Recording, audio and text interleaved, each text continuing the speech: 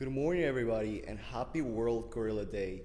On this day, we celebrate these amazing animals that we have here at the Houston Zoo that serve as ambassadors for their species in the wild. My name is Daniel, I'm the Community Outreach Coordinator, and we have Keeper Kayla here who works with the gorillas. And today we have some really cool activities prepared for our gorillas today. But very quickly, you may or may not know this, but the Houston Zoo saves gorillas in the wild. And you might be asking how? Well, we save gorillas in the wild with your help. If you go home later and you see that you have an old device such as a cell phone, a tablet, a Kindle, or any type of small handheld device, you can recycle it through the Houston Zoo. And what happens is the proceeds that we collect through our recycling program are sent to our conservation partners in Rwanda, the Democratic Republic of Congo, and Uganda, where we have local people that help save gorillas in the wild in their local ecosystems. Now, Keeper Kayla here is going to tell us a little bit about what we have going on today for World Gorilla Day. Good morning, everyone. So inside our day room right now, I know you can't see any of our gorillas because we made it such a blast downstairs. We did try to have a little bit of things up here as well, but downstairs we do have our 3 younger males. So we have Liam, who is 12, TJ, who is 13, and Henry, who is 15.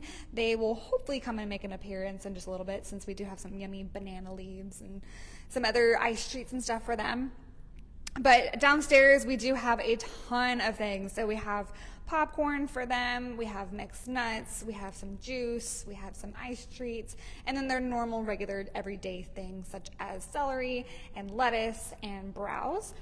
So they are strictly vegetarian, so they're only going to eat fruits and vegetables and a lot of fibrous materials. So that's why you're going to see a lot of banana leaves, ginger, bamboo, all sorts of different things, because their bodies actually digest fiber differently than what ours does. They're actually able to basically transfer that into like a protein.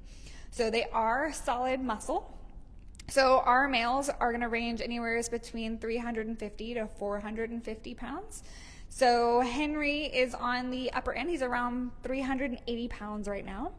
And then we have TJ, who's around 360 pounds. And then Liam is around 330, 340. So as they keep getting older, they're going to keep gaining more weight and growing large. So kind of a common misconception is that a silverback gorilla is a different type of gorilla. It is not. It's actually just a mature adult male gorilla. So here at the Houston Zoo, we do have western lowland gorillas. There are 2 different species of gorillas. There are eastern and western. And then there's 2 subspecies per those species. And so specifically here at the zoo and all of the zoos around the North America, you will find western lowland gorillas. So fun fact, their scientific name, it's so great that you have to say it 3 times. It's gorilla, gorilla, gorilla. So right now we have joining us is Liam. So he is the youngest of the group. So like I said, he is about 12 years old. His birthday is actually Valentine's Day. So he's kind of our heartbreaker. And so right now he is eating some mixed nuts, and then he does have that banana tree with him right now. And so they're going to basically just kind of shred that apart. And they also have a very strong jaw. So they're able to crack those nuts just with their teeth. And so as you can see, his head is starting to kind of turn into like a cone shape. And that is another sign of maturity for male gorillas, is that they will get kind of a large sagittal crest. And so as he is chewing, you might be able to see his head kind of move around, and that's just where that jaw is, and that's just how powerful those jaws can be. So it's quite interesting because they are not carnivorous at all. They only eat fruits and vegetables, but they need those strong jaws to crack open nuts and all sorts of different things to get yummy food for themselves. So as far as ages goes, males are going to range between 40 and 50 under human care, and between 30 and 40 in the wild. And then for females, they're going to range anywhere between 50 and 60 under human care, and between 40 and 50 in the wild. So we do have 2 other groups here at the zoo. So normally you'll have a bachelor group and a family group. That's what you will see in the wild. So a family group is going to consist of one male with multiple females. So our family group is currently on exhibit right now, and it is Mike, who is our dominant male. He is 33 years old. And then we have Angel, who is 38 years old. And then we have Holly, who is 35. She will be 36 in November. And then in our other behind the scenes area, we do have our older two males. We have Ajari, who is 25 years old, or he's going to be 25 next month. And then we have Chaka, who is 41 years old. So Chaka is our oldest gorilla here at the zoo. Thank you, Kayla. So really quick question, because this is something people ask me all the time, is do we have separate exhibits for gorillas here or separate yards? How does that work here? So how that works is we do have a bunch of different pathways within our building. So we are able to have different pathways go either to what we call the small yard, the exhibit, and then we have the day room, which is where we are filming right now. And so we also have various different bedrooms as well for the gorillas. And so typically what we try to do is we have each gorilla in their own bedroom first thing in the morning, because that's when we will do their training and their feeding, and then some of them are on some medication. So it's our one-on-one time with them to really build our relationship with them, and also just making sure that they are comfortable with participating in their own health regimen. And so then what we typically do after that is we have a planning session first thing in the morning to decide which group is going to go where. And so it's kind of a recent development that we are having two separate bachelor groups. And that's just because our younger males are getting older and rambunctious. And so we're just trying to kind of mitigate their dynamics. So, and that's typically what you would also see in the wild, just as the younger males start to grow up, they are going to start to really kind of push boundaries on trying to become dominant. And so typically when we figure out which gorilla group is going to go where, then we will clean that area, set it up with all their yummy things like we did here in the day room. So with their browse, their celery, their lettuce, and some forage, as well as enrichment. And then we will basically open the pathway that leads to that area. And so there's a lot of communication that has to happen between keepers that are working the section, but also because our gorillas cohabitate with the red river hogs, we are in a lot of communication with the stock keepers as well. And so that's how we do it. We open doors and they go where they need to go. Okay, so there is a question here. How much does Mike weigh and how do we weigh him? So Mike weighs around 358 pounds, I think the last time that we weighed him. So they can fluctuate quite a bit per month just because of how large they are. It's natural for, even as humans, for our body weights to fluctuate. So what we do is, as they're heading out to their outdoor habitat, we have two different pathways that they can take, and so we will turn them towards the pathway of what we call our scale room. So there is a scale built into the floor, and so we have trained all of our gorillas to basically station and sit on that scale.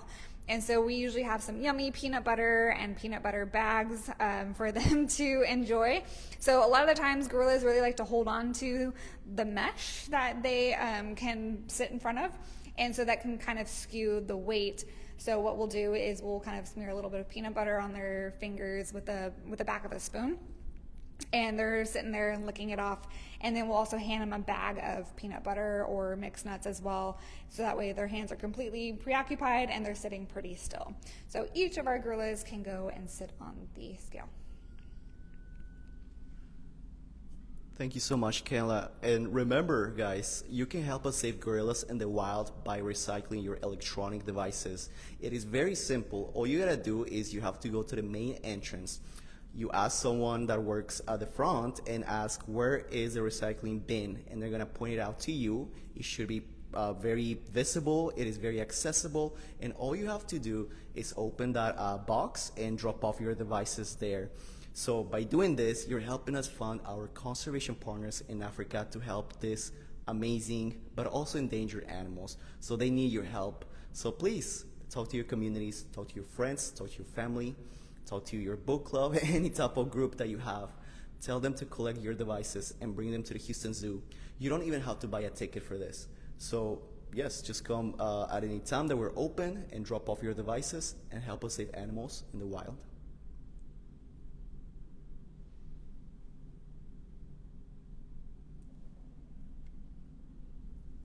Since we're kind of panning on Liam right now, you can see he's really enjoying those banana leaves. So kind of what's interesting is what you saw just a little bit ago is that they will kind of shred everything around to kind of get to the core. So that is another way of them also to get their hydration. So they're going to get a lot of their fluids from the things that they eat. So kind of getting up to vines, and other types of fruits and stuff, they're able to get a lot of their nutrients and their hydration from that. What's actually really interesting is with gorillas, because they are solid muscle, they actually cannot swim. So they have different water features on their two different habitats, but they are shallow enough for them to stand up in. And typically gorillas do not like water, but Liam here and TJ are kind of the exception in that. So every once in a while, if you might see a gorilla in the pool, it's going to probably be one of them. And typically if one of them is in, another will try to stay out of the way. And so what Liam is eating right now, it is banana leaves. So he's eating the stalks of it right now, and then he might eat some of the actual leaves themselves. Yep, he just pulled it right off. And that's how he's going to get a lot of that fibrous material that his body will then turn into protein to build that solid muscle. So they are quite strong. Another thing with our gorillas is that, so unfortunately they are endangered, like Daniel was saying. And so by you also visiting the zoo, you're helping to save them in the wild. So that conservation partner that we are partnered up with are called the gorilla doctors. And what they're doing in the wild is really amazing. They are able to treat sick and injured gorillas out in the wild without disrupting them at all. They're able to really maintain that relationship with the gorillas as well, which is amazing. And so a lot of the times that they're actually working with mountain gorillas. But like I said, there are those 4 different subspecies of gorillas.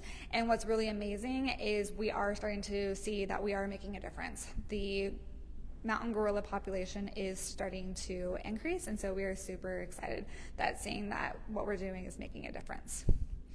So are the gorillas very vocal? Somebody asked. So not typically. They're more on the quieter side, but we can't really hear Liam right now, but I'm sure he's probably making some grumbles right now. So what's really cute is with gorillas, and it goes with all the different species, is that they will do a food hum, or a food grumble. And so whenever they are eating something really yummy that they like, they're gonna sit there, and I'll kind of do a mimic of it, but it's just gonna be like like yummy. Like it's basically what it sounds like. And what's really, really unique is, and it's very rewarding as keepers, is whenever we're walking down the hallway, they hear us and they start grumbling because they know that typically we have some yummy things for them. So it's really nice that we have that positive interaction with them, that we've built that trust with them. And so with that, like I was saying earlier, we want to have them participate voluntarily with their medical treatments and stuff. So what's part of the thing with gorillas, especially for males, is that they typically do develop heart disease. And so what's really amazing is we have been able to train a lot of the gorillas here to participate in heart rate monitoring. So what that entails is we actually have a ECG that they can put their fingers on, and we're able to monitor their heart rates there. But then we are also able to do a fetal Doppler that we're able to put on their chests. So all of our males voluntarily participate in this. They will hold on to some blocks, and in the meantime, we're able to put that fetal Doppler up to their chest, and we're able to see how long their heart, or what their heart rate is. Because sometimes with gorillas, they're really, like I said, they're really strong, and they are good at masking other subtle things that we might not be able to see, but their heart rates might show us something. And so for them to participate in that, it requires having that relationship. So having that food grumble coming from them towards us it's a really positive sign. And a lot of the times, the gorilla doctors say that what they will do is after they do a treatment out in the wild, as they're waking up that gorilla and they're stepping back, they will stay until those gorillas make those sounds back to reiterate that they still have that trust, that they are still on good pages and stuff, and that they know that, okay, hey, yeah, we know that you're doing good, so that way they don't want to diminish that relationship. Thank you so much, Kayla. And this is just a reminder that the Houston Zoo, along with other AZA facilities, every year participate together in something called Gorillas on the Line. So this is a campaign organized by Safe Gorilla, in which our goal is to collect as many electronic devices as possible to raise funds for gorilla conservation.